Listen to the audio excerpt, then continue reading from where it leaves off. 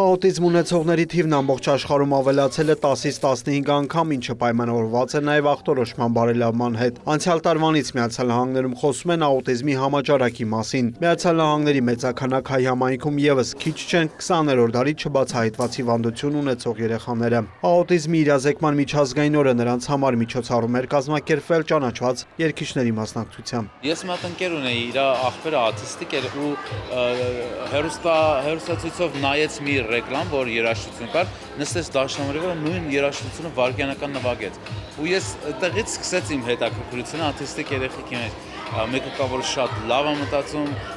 մարդիկ ընդամենը 3%-ն է իրանց խելքի օգտագործում։ Ես,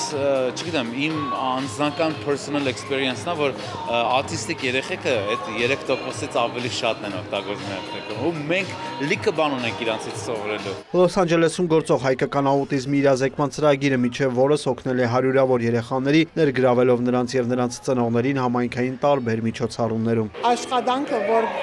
գնենք ծնողներուն եւ բզիկներուն համար գահաճողի, երբ որ բոլորս միասին աշխատենք, հավատում ենք, որևէ երեխա պետք է ընդունված լինի իր քաղաքից, իր շրջապատից եւ ճիշտ այդ պատճառով մեզ համար ավելի